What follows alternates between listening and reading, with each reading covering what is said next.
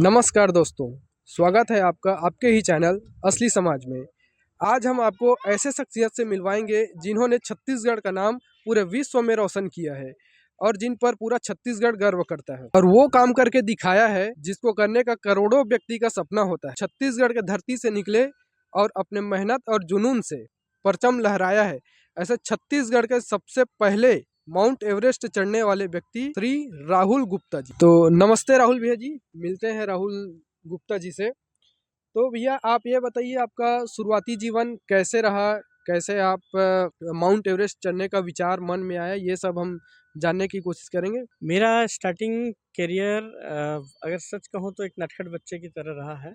और जब मैं अंबिकापुर में पढ़ता था तो कोई खास स्टूडेंट नहीं थे, पढ़ने में भी एवरेज स्टूडेंट रहे। लेकिन एक समय के बाद पढ़ाई का महत्व समझ में आया, पढ़ने में ध्यान दिए और उसके बाद अच्छा मतलब एकेडमिक्स की ओर भागे। और मुझे दिल्ली यूनिवर्सिटी जाना था। सर्कमटेंसेस ऐसे थे, या तो क्रिमिनल लॉयर बनूंगा या तो सिविल सर्विसेज में जाऊंगा। बट लाइफ टर्न ली और ऐसा हुआ, कॉलेज में एक ऐसा हादसा हुआ जैसे स्टीफेंस कॉलेज से मुझे निकाल दिया गया था। मैं किरोड़ीमल कॉलेज का था, वहाँ से जर्नी शुरू हुई। और निकालने का रीज़न था कि हाइकिंग क्लब, और हाइकिंग क्लब की वजह से कि मुझे भी ट्रैकिंग कैंपिंग का शौक था, लेकिन वो मुझे परस्यू नहीं किए। बस वही एक जिद था कि मैं कहा था कि मेरे कॉलेज में एक दिन, मेरे यूनिवर्सिटी में मेरे नाम पे जाना जाएगा एडवेंचर क्लब। बस अच्छा। इस बात को प्रूव करने के लिए मैं एवरेस्ट चढ़ गया। ओके। तो भैया इसमें एवरेस्ट चढ़ने में आपका परिवार का क्या योगदान है? स्टार्टिंग फेज में एवरेस्ट की बात अगर करें तो घर वालों को तो लगभग 1.5-2 साल तक जानकारी ही नहीं थी कि मैं एवरेस्ट प्रिपरेशन कर रहा हूँ। उनको बस इतना पता था कि देखो, करियर में स्टार्टिंग एज में जब आप मिडिल क्लास फैमिली से होते हो तो हमेशा एक कंसर्न रहता है कि फैमिली मानेगी कि नहीं मानेगी, तुम आईएएस बनने को कहाँ पहाड़ वहाड़ चढ़ रहे हो, वापस आ जाओ बोरिया बिस्तर लेके। क्या टाइम इसी पास बात कर रहे हो जैसा भी हो ये जाता है। ये होता है। तो मैं इसी डर से नहीं बता पाया। लेकिन सम टाइम्स जब हम बड़े होते हैं ना, हमारा परिवार भी अगर हम अपने पेरेंट्स को अगर सही बताते हैं तो हो सकता है कई बार के पेरेंट्स सपोर्ट करते हैं। मैं 1.5-2 साल तक नहीं बताया। मैं एनसीसी के ट्रेनिंग के नाम पे कहीं माउंटेनियरिंग के ट्रेनिंग में चले जाता था, ट्रैकिंग कैंपिंग में चले जाता था। बट एक समय के बाद जब फ्रंट पेज मीडिया में आने लगा तो उस दिन अच्छा। उसके बाद घर वालों को पता चला। फिर उसके बाद बोले कि तू कर क्या रहा, बता देता तो तेरे को और स्ट्रगल नहीं करना पड़ता। तो मेरा स्ट्रगल मेरे परिवार वालों ने थोड़ा कम किया, सपोर्ट किया। और जो मुझे एक इनर जो थॉट था कि मेरे घर वाले नहीं मानेंगे, फिर वो बोले लेकिन कोई भी चीज़ करना सेफ्टी के साथ करना। और मैं इसी कंसर्न को लिया। मोटिवेशन क्लियर था कि एवरेस्ट चढ़ना है और छत्तीसगढ़ का फर्स्ट पर्सन बनना है। पहले स्टार्टिंग में डीयू का फर्स्ट पर्सन था, देन उसके बाद छत्तीसगढ़ का। बस वहाँ से जो एक सपोर्ट मिला 2014 के बाद, फिर मैं पीछे मुड़कर नहीं देखा। फिर बैक टू बैक फिर मैं क्लाइंबिंग पे फोकस किया और फिर माउंट एवरेस्ट, फिर लास्ट अटेम्प्ट मेरा एवरेस्ट ही था। आपके जीवन के मूल सिद्धांत और सीख के बारे में थोड़ा बताइए। देखिए, मैं दिल्ली यूनिवर्सिटी का स्टूडेंट हूँ। जो हमें सिखाया जाता है वो 3 के होते हैं, यानी कि कर्मा, कनेक्शन और आपका क्या बोलते हैं, कृपा। ये 3 चीज़ अगर किसी के पास है तो लाइफ में कुछ भी कर लेता है। ये हमारे कॉलेज का सिद्धांत है।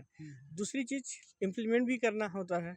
अगर कर्म नहीं करेंगे तो लोग देखेंगे नहीं, लोग देखेंगे नहीं तो सपोर्ट करने के लिए अपने कनेक्शंस, मतलब यानी कि भैया उनसे मिल लेना, फलाना से मिल लेना, यहाँ जाओगे तो सपोर्ट मिल जाएगा, कनेक्शंस।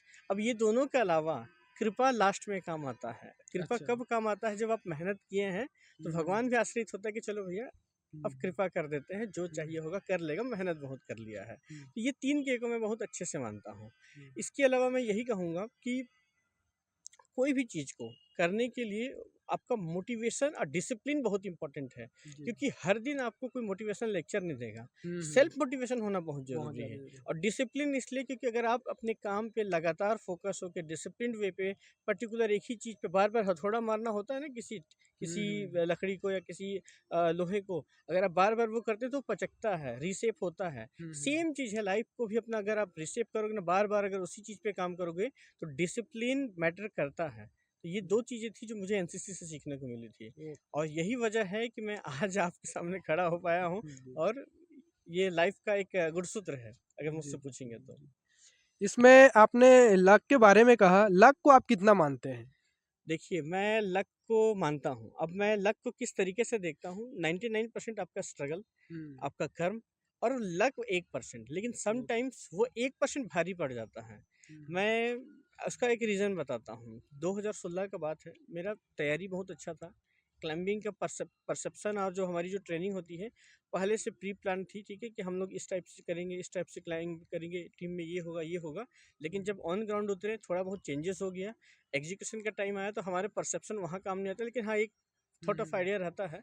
देन उसके बाद हम लोग जब परस्यू करना शुरू किए क्लाइंबिंग, सब कुछ अच्छा था, पर जब किस्मत खराब हो ना, मौसम खराब हो ना, तो लक भी साथ नहीं देती है। और वो एक मतलब 600 मतलब मैं एवरेस्ट के जस्ट 600 मीटर के नीचे से मैं वापस आ गया। अगर मैं 8 घंटा चल पाता तो शायद 2016 में मैं एवरेस्ट चढ़ जाता। वो 8 घंटा नहीं चल पाया तो मेरा 50 दिन की मेहनत बर्बाद हो गई। तो कई बार मुझे लगता है कि वो 1% लक ना भारी पड़ गया। लेकिन अगर आप बार-बार कंटिन्यू काम करते हैं तो अगेन मैं फिर से बोलूँगा लक काम करता है। 2018 एक ऐसा वर्ष था कि जब मुझे एवरेस्ट जाना था, इस बार बात ये थी कि इस बार एवरेस्ट किसके लिए क्लाइंब कर रहे हैं? दिल्ली सिटी के लिए, छत्तीसगढ़ का फर्स्ट पर्सन बनने के लिए या कुछ और करने के लिए? अब देखिए कृपा जब आपके ऊपर होती है तो लक भी काम करती है। उस टाइम पे मैं इंडिया के लिए क्लाइंब कर रहा था। इंडिया से राष्ट्रपति रामनाथ कोविंद जी ने फ्लैग ऑफ दिया। मैं फर्स्ट पर्सन था जिसको राष्ट्रपति भवन से फ्लैग ऑफ मिला और जब वो फ्लैग ऑफ मिला तो उस दिन मैं ये सोच गया कि ये मैं अपने लिए क्लाइंब कर रहा हूँ, मैं देश के लिए क्लाइंब कर रहा हूँ। और जब मैं वहाँ से जब नेपाल गया तो वहाँ पर मेरी टीम जो थी इंटरनेशनल टीम, उसका लीडर बनने का मौका मिला। तो मैं बोला ना लक जब काम करता है तो वो 1% लक भारी पड़ जाता है। तो ये 2018 का एवरेस्ट में मैं मेहनत के साथ साथ मैं लक का भी श्रेय देता हूँ। आप अपने करियर बैकग्राउंड और पढ़ाई के बारे में थोड़ा बताइए। 12th तक मेरा education multipurpose higher secondary school government school में हुआ है अंबिकापुर में। उसके बाद परसेंट अच्छा था, पढ़ने में अच्छा था मैं, और 12th में बहुत अच्छे स्कोर किए। मुझे लगा कि दिल्ली सिटी एक ऐसा इंस्टीट्यूट है जहाँ मुझे लॉन्च पैड मिल सकता है अपने करियर को लेकर, अपने आप को जानने को लेकर। मैं दिल्ली सिटी के किरोड़ीमल कॉलेज से मैं बीए ऑनर्स ज्योग्राफी में ग्रेजुएशन किया हूँ। इस दौरान कॉलेज करने के बाद भी मैं छोटे मोटे डिप्लोमा डिग्री कोर्स करते रहा, नॉलेज को बढ़ाने के लिए, इन्हेंस करने के लिए, हर वो चीज़ जो ग्लोबल लेवल पे आप अपने आप को रिकॉग्नाइज करा सकें। इन सब के अलावा एक मुझे लगा कि मैनेजमेंट की कमी थी, तो मैं अगेन फिर केट और मैट ये सब की तैयारी कर रहा था। फिर आईएम रोहतक का मैं पीजीडीएम निकाला और अभी मैं इसको परस्यू कर रहा हूँ स्पोर्ट्स मैनेजमेंट को, ताकि मैं प्रोफेशनल अप्रोच कर सकूँ। जो मेरा विज़न है कि छत्तीसगढ़ में स्पोर्ट्स को बदल सकूँ, तो मेरा करियर और मेरा पर्सनल जो मतलब डोमेन रहा है उसको मैं प्रोफेशन में ला रहा हूँ कि एक समय के बाद आफ्टर रिटायरमेंट मैं उस डायरेक्शन पे काम कर सकूँ। आप अपने निजी जीवन के संघर्ष में थोड़ा कुछ बोलिए। निजी जीवन में फैमिली बहुत अफेक्टेड रही, क्योंकि जब आप स्ट्रगल करते हो तो दोस्त और आपके परिवार हमेशा मिस होते रहते हैं। कई बार शादियों के फंक्शन, इन सब के अलावा लव लाइफ भी कुछ खास नहीं रहा, ठीक है। अच्छा। इसलिए मैं ये बोल रहा हूँ क्योंकि अगर आप यंग एज में होंगे तो आप समझते होंगे कि अटेंशन चाहिए, आपके पास टाइम नहीं है देने को। या तो आप अपने करियर पे फोकस हो जाओ या तो आप अटेंशन दो। तो मुझे लगा कि मेरा करियर ही मेरा अटेंशन है, तो मैं उधर ही फोकस करूं, इसलिए ये भी थोड़ा डिस्टर्ब रहा। अच्छा, देखिए इनका लव लाइफ भी है और उसका डिस्कस अभी नहीं करेंगे, वो निजी है। तो आप अपने रिश्ता और दोस्ती को कैसे मैनेज किए? इतने दिन तक से परिवार से दूर रहे, तो कैसे मैनेज हो रहा था ये सब? देखिए कहीं ना कहीं एक इमोशनल सपोर्ट दोस्तों का रहा है। अब जरूरी नहीं है कि आपको एक भीड़ सपोर्ट करे। लाइफ में एक पार्टनर, दो चार दोस्त और एक परिवार, यही अंत में काम आते हैं जीवन पर्यंत। ये बात मैं एक समय के बाद सीख गया था, और यही लोग थे जो आपके चेयर लीडर भी होंगे, वेल विशर भी होंगे, फाइनेंशियल सपोर्टर भी होंगे, और सम टाइम जब आप गिव अप कर देंगे ना तो यही लोग होंगे जो आपको मारेंगे भी, बोलेंगे चल उठ वापस अच्छा। दौड़ने जा, एवरेस्ट चढ़ना है। तो ये चीज़ हुआ मेरे साथ, अच्छा। और मैं इस सब चीज़ों में मैं ब्लेस्ड मानता हूँ अपने आप को। और मैं ये भी मानता हूँ कि आप अपने लाइफ में कैरियर पे भी अगर फोकस रहेंगे ना तो बाकी चीज़ें डिस्टर्ब नहीं करती हैं। अगर आपको सपोर्ट सिस्टम अच्छा मिल जाए तो आप अपने कैरियर को कंटिन्यू फोकस होकर कर सकते हैं। तो मैं जो एक समय के बाद जब मुझे ये जितनी जल्दी समझ में आई, तो मैंने अपने लाइफ की इस लेवल पे बैलेंस किया कि बाकी चीज़ें इफेक्ट नहीं हुई, और उसकी वजह से मेरा कैरियर और मेरा फोकस आज भी कंटिन्यू रहा। अब मैं उस पर काम कर रहा हूँ और बाकी अभी भी सपोर्ट मुझे मिलता है उस लेवल पे। ठीक है। अ, इतने कठिन और जोखिमपूर्ण जैसे संघर्ष रहा आपका, तो इसे मानसिक स्वास्थ्य, शारीरिक स्वास्थ्य, ये दोनों को कैसे संतुलन आप कर पाए? देखिए मैं स्टार्टिंग से स्पोर्ट्स पर्सन रहा नहीं हूँ, चेस खेलने की आदत थी, तो चेस में फिजिकल आपका मायने नहीं रखता, मायने रखता है मेंटल माइंड। स्टेबिलिटी, बहुत अच्छी मायने रखती है। चेस का प्लेयर बहुत अच्छा था, तो ये तो पता था कि मेरे पास पेशेंस बहुत अच्छा है। और पेशेंस के साथ साथ जो सबसे इम्पोर्टेंट चीज़ है, सीखने की ललक, कि मुझे पता है कि मुझे बीट नहीं करना है, मतलब मुझे हारना नहीं है अपने आप को। तो मेरी लड़ाई सामने वाले से नहीं है, उस 64 बीट से है, तो मुझे वहाँ बीट नहीं करना है अपने आप को। तो ये बात मेरी क्लियर थी। दूसरी चीज़ कि जब मैं एवरेस्ट का प्लान डिसाइड किया, तो उस टाइम पे, क्योंकि जब जस्ट 12th से पढ़कर निकला था, तो उस टाइम पे पढ़ने वाले बच्चे थे, तो थोड़ा हेल्थ थोड़ा इम्प्रोवाइज़ हो गया था कि हाँ, हेवी हो गए थे। फिर लगा कि नहीं, एवरेस्ट ऐसा नहीं हो पाएगा। लोग भले अच्छा। उसको मज़ाक उड़ाते कि ये मोटा आदमी क्या चढ़ पाएगा। बट मैंने अपने वर्कआउट पे फ़ोकस किया, अपनी प्लानिंग पे फ़ोकस किया, अपने हेल्थ पे फ़ोकस किया, और उस वापस अपनी चीज़ों को रीगेन किया। यानी कि मेरा मेंटल स्टेबिलिटी क्लियर है, फिजिकल स्टेबिलिटी लाना ज़रूरी था। और बाय गॉड ग्रेस सपोर्ट भी मुझे बहुत अच्छा मिला। सचिन तेंदुलकर के फिजियोथेरेपिस्ट और उनकी टीम अच्छा। ने मुझे ट्रेन किया है, और बॉडी भी बनी तो विराट कोहली वाली बनी। अच्छा। अगर आप मेरे एवरेस्ट के टाइम के अगर फोटोज़ देखेंगे, तो ये एक स्पोर्ट्स पर्सन के साथ होता है, जब बैकग्राउंड में आपकी टीम अच्छी हो, आपकी ट्रेनिंग अच्छी हो, तो नो डाउट अनसक्सेस आपको देखने को नहीं मिलेगा। तो ये दोनों चीज़ें मैं मानता हूँ कि मैटर करता है। हाँ, जब ये है कि जब स्पोर्ट्स करियर चलता है, तो स्पोर्ट्समैन का जो मतलब लाइफ स्टाइल होता है, बिल्कुल अलग होता है। अभी जैसे मेरा स्पोर्ट्स करियर कंटिन्यूटी में नहीं है, क्योंकि मैं अपने फाइनेंशियल्स और अपने एंटरप्रेन्योरशिप में ज़्यादा फोकस हूँ। तो अभी थोड़ा सा वेट गेन करना, लेट नाइट उठना, लेट नाइट जगना, ये सब चीज़ें थोड़ा डिसबैलेंस है। अब मैं यही कहूँगा आज के युवाओं को कि गलत है, लेकिन अगर आप इसको मैनेज करके चले, तो तो जरूर सब कुछ अच्छा रहेगा। सक्सेसफुल हो जाएंगे। जी। हम्म। आप अपने निजी शौक और दिनचर्या के बारे में बताइए। निजी शौक, मुझे घड़ियों का शौक है। देखिए, अच्छा। ये मुझे गिफ्ट मिला था, ठीक है? हम्म। और मुझे कहा गया था कि जब आपके लाइफ में अच्छा समय आएगा ना, तब हम्म। आप इसे पहनिएगा। तो ये अच्छा। लगभग मेरे पास बहुत लंबे टाइम से हम्म। पड़ा हुआ था। हम्म। लेकिन जब एक रियलाइज़ हो जाता है ना कि अब कि अभी अच्छा समय समय आ गया। अच्छा आ गया है, तो ये हम्म। मैं सबसे पहले ये निकाला। तो अच्छा। मुझे शौक जो है वो घड़ियों का है, दूसरा हम्म। बाइक का शौक है, हम्म। और तीसरा जो शौक है मुझे गोल्फ खेलने का। हम्म। क्योंकि वो स्पोर्ट्स से पता नहीं मुझे क्यों अट्रैक्ट करता है, मतलब अगर आप हम्म। मुझे माउंटेनियरिंग के अलावा बोलें, तो उसका शौक है। और चौथा चेस खेलने का शौक था, लेकिन कॉलेज के टाइम पे कैसे कुछ इंसिडेंट्स हुए चेस टूर्नामेंट को लेकर। और जो अभी आज देश के नामी गिरामी प्लेयर हैं, इंटरनेशनल प्लेयर, मैं उनका नाम नहीं लूँगा। हाँ, हाँ। तो मैं उनके साथ यूनिवर्सिटी गेम में 3 राउंड खेला था, और तीनों बार उनको बीट किया था। अच्छा। और मैं उस टाइम पे रेटिंग प्लेयर नहीं था, वो रेटिंग प्लेयर थे।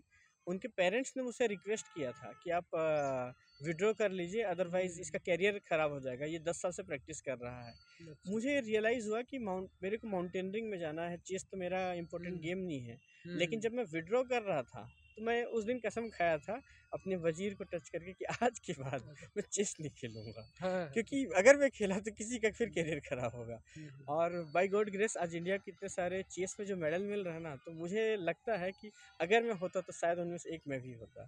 तो हम्म। ये एक मोटिवेशन है मेरे लाइफ का।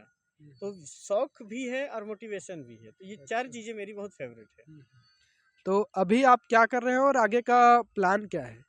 अभी प्रॉपर एंटरप्रेन्योरशिप में हूँ। मुझे स्पोर्ट्स का पूरा सिनेरियो छत्तीसगढ़ और सेंट्रल इंडिया में बदलना है, और 2030 तक की प्लानिंग है। ये वर्कआउट हो जाएगा तो फिर उसके बाद हमारा 2036 की ओलंपिक को लेकर प्लानिंग है कि देश में ओलंपिक होने वाला है, इंडिया में। और पूरा टारगेट है कि जब इंडिया में ओलंपिक हो, तो छत्तीसगढ़ के युवा भी ओलंपिक में पार्टिसिपेट लें और मेडल भी जीतें, क्योंकि अच्छा। हमारे पास ओलंपियन नहीं है। और ये अच्छा। बात मुझे खलता है एज अ स्पोर्ट्समैन, क्योंकि हम्म। यहाँ की छत्तीसगढ़ की स्पोर्ट्स की नीति खराब है, या कहें एग्जीक्यूशन खराब है। क्योंकि मैं खुद झेल कर आया हूँ, तो मैं इस चीज़ को बहुत अच्छे से समझता हूँ। अब मेरे जो पढ़ाई का जो मतलब स्किल है, जब मैं एमबीए कर रहा हूँ स्पोर्ट्स मैनेजमेंट में, मैं इसी पर्टिकुलर चीज़ के लिए कर रहा हूँ कि कैसे इनोवेशन ला सकूँ स्पोर्ट्स में, और कैसे मैं छत्तीसगढ़ का जो सीनेरियो है स्पोर्ट्स को लेकर वो बदल सकूँ। यानी कि आज हम लोग अगर बहुत लास्ट रैंकिंग में आते हैं, तो लास्ट रैंकिंग से हम एटलीस्ट, मेरे 5 साल के प्रयास अगर मैं करता हूँ, तो शायद टॉप 5 में आ जाए। तो वही डायरेक्शन है और यही मोटिवेशन है कि लाइफ जिसे एक होता है ना कि जीवन का एक उद्देश्य चाहिए। एवरेस्ट चढ़ना उद्देश्य नहीं था, it's just a task, task. अपने आप को प्रूव करने का उद्देश्य है मेरा जीवन में, कि मैं स्पोर्ट्स का पूरा का पूरा सिनेरियो बदल सकूँ छत्तीसगढ़ में। तो अभी आपका कोई इससे रिलेटेड कोई एकेडमी वगैरह चल रहा है क्या, जिससे युवा आपसे जुड़ सके और उसमें कुछ आगे बढ़ सके? छत्तीसगढ़ एडवेंचर क्लब करके हमारा एक इनिशिएटिव चल रहा है, और वो क्लब कल्चर है सभी यूनिवर्सिटी कॉलेज में इस्टेब्लिश करने का प्लान है हमारा, ताकि हम स्कूल कॉलेज से ही बच्चों के एडवेंचर स्पोर्ट्स और एडवेंचर स्पोर्ट्स से रिलेटेड जो भी पर्सनालिटी डेवलपमेंट होता है या रिस्क टेकिंग एबिलिटी होती है वो वहीं से सिखा सकें, जस्ट लाइक एनसीसी एनएसएस या इको क्लब की तरह। तो ऑन गोइंग ये बड़ा प्रोजेक्ट है, इसमें हम लोग बहुत लंबे टाइम से काम कर रहे हैं। इसकी वजह से आज छत्तीसगढ़ में एडवेंचर स्पोर्ट्स बहुत पनप पाया है, और समहाउ मैं ये मानता हूँ कि अगर ये सही डायरेक्शन पर अगर गवर्नमेंट भी सपोर्ट कर दे तो शायद 2030 तक हम छत्तीसगढ़ के एक एक युवा तक हम पहुँच जाएंगे जो स्कूल एजुकेशन और कॉलेज एजुकेशन से आ रहा है, तो एडवेंचर क्लब के कॉन्सेप्ट से ज्वाइन हो। और मुझे लगता है कि अगर ये मैं कर पाता हूँ तो एडवेंचर टूरिज्म में लम लमसम 2000 लोगों को एम्प्लॉयमेंट भी मिल जाएगा, और छत्तीसगढ़ में पोटेंशियल है इसका। ठीक। ये पूछना चाहूँगा कि आप तो ठंड से इतना वाकिफ़ है कि इतना बड़ा पहाड़ चढ़ के आए हैं, वहाँ बहुत ज़्यादा ठंडी रहती है। रायपुर का ठंडी आपको कैसे लग रहा है? रायपुर की ठंडी ठंडी नहीं है, ठंड लगती है लेकिन हाँ। सिर्फ सरगुजा के वही मेनपट वाली, बाकी का कहीं का ठंड नॉर्मली है। बट हाँ, सरगुजा के ठंड में झेल नहीं सकता, एवरेस्ट का ठंड झेलना आसान है। पर्यावरण के बारे में आप कुछ बोलना चाहेंगे? मैं एज अ जियोग्राफी स्टूडेंट मैं इतना बोलूँगा कि जितने भी मेरे फ्यूचर के क्लाइंबिंग है, चाहे वो नॉर्थ पोल साउथ पोल का हो, पोलर एक्सपीडिशन हो, वो ग्लोबल वार्मिंग और उससे रिलेटेड सब्जेक्ट को लेकर ही है। क्योंकि मेरा कोर सब्जेक्ट भी ज्योग्राफी रहा, तो मुझे बहुत चीज़ों को मैं देख रहा हूँ कि ये अगर मैं इसको अपने स्पोर्ट्स के साथ अलाइन नहीं किया, एक सोशल मैसेज के अलाइन नहीं किया, तो मैं मेरा स्पोर्ट्स मेरे पर्टिकुलर स्पोर्ट्स को फ़ायदा तो पहुँचेगा ही। अगर मैं सोशल कोर्स भी लेता हूँ तो शायद मेरी वजह से कई लोग अवेयर हो जाए पर्यावरण प्रदूषण को लेकर, ग्लोबल वार्मिंग को लेकर, तो मैं उस हर बड़ी उपलब्धि के पीछे एक निजी संघर्ष और बड़ी-बड़ी चुनौतियाँ भी रहती है। हम आपसे पूछना चाहते हैं कि आपके निजी जीवन में क्या संघर्ष और चुनौतियाँ थी? देखिए, सबसे पहले तो लाइफ में ना मैं कहता हूँ कि चॉइस लेना बहुत टफ होता है। ऐसा मैं इसलिए बोलता हूँ क्योंकि जब आप कुछ चीज़ चूज़ करते हो और एक मनचाहा सिलेबस हो, जैसे एवरेस्ट चढ़ना है मुझे, ये कहीं लिखा हुआ नहीं है, ठीक है? आजकल गूगल में नेट पे मिल जाता है कैसे जाते हैं, बट मैं आज 10-12 साल पुरानी बात बताऊँगा तो लोगों को नहीं पता रहता है। जब मैं कॉलेज में पढ़ता था, जब उस टाइम पे मैं इस पे मतलब पूरी प्लानिंग कर रहा था तो कोई बताने वाला नहीं, गाइडेंस की कमी थी। तो फर्स्ट स्ट्रगल तो आपका इन्फॉर्मेशन गैदरिंग, दूसरा रहा कि आप इन्फॉर्मेशन तो ले आए, ठीक है, एग्जीक्यूट कैसे करोगे, उसके लिए एक मेंटर की ज़रूरत थी, ठीक है, तो वो भी एक बाय डिफ़ॉल्ट मैं बोला ना कृपा से मिलती है, तो समहाउ वो कृपा वर्कआउट हो गई, ठीक है। अब इसके अलावा जब आपको माउंटेनियरिंग में घुसने के लिए रास्ता मिल गया, अब बात आया है कि मेंटर तो मिल गए, प्लानिंग हो गई, ठीक है, करना क्या है ये पता है, अब कैसे करना है ये सबसे इम्पोर्टेंट चीज़ है। तो कैसे करना है ये मेंटर ही गाइड करते हैं। ये स्ट्रगल से जब आप निकलते हो, धीरे धीरे स्टेज क्रॉस होता है, फिर आता है फाइनेंशियल प्रॉब्लम, क्योंकि एक समय तक आप लो बजट में या नो प्रॉफिट नो लॉस पे या एकदम ले दे के बाटर सिस्टम में आप काम कर लोगे, लेकिन एक समय के बाद आपको जूते की ज़रूरत होगी जो 1.5 लाख का आता है। अब प्रोफेशनल माउंटेनिंग में जाओगे तो 35,000 का जुल्मों का चश्मा आता है, घड़ी आपका लगभग लाख रुपए का आ जाएगा, जो एक्सपीडिशंस में यूज़ होते हैं, लिमिटेड एडिशंस, या लिमिटेड एडिशन नहीं भी देखा तो कोई पर्टिकुलर केसियो या प्रोटेक का अगर अच्छे मॉडल लें तो आजकल बेसिक पार है। सेम चीज़ जैकेट पे लगभग माउंटेनियरिंग का डांगरी 1.5-2 लाख का है। तो फाइनेंशियल स्ट्रगल भी चैलेंजिंग था। अब मैं उसको कैसे टैकल करूँ? तो अर्ली एज में एज अ स्पोर्ट्समैन स्पॉन्सरशिप के बिना काम नहीं चलता, तो ये जितना जल्दी मुझे समझ में आया मैं उस पर वर्कआउट करना शुरू कर दिया और स्पॉन्सरशिप प्रपोजल पे मैं काम किया। फाइनेंशियल स्ट्रगल से थोड़ा ऊपर उठा तो फिर उसके बाद प्रशासनिक स्ट्रगल। प्रशासनिक स्ट्रगल इसलिए मैं कह रहा हूँ क्योंकि आप कुछ कर रहे हो, उसको सरकार तक कैसे पहुँचाओगे? तो जब सरकार अगर अलाइन्ड हो गई तो आपके लगभग मैक्सिमम स्ट्रगल कम हो जाते हैं।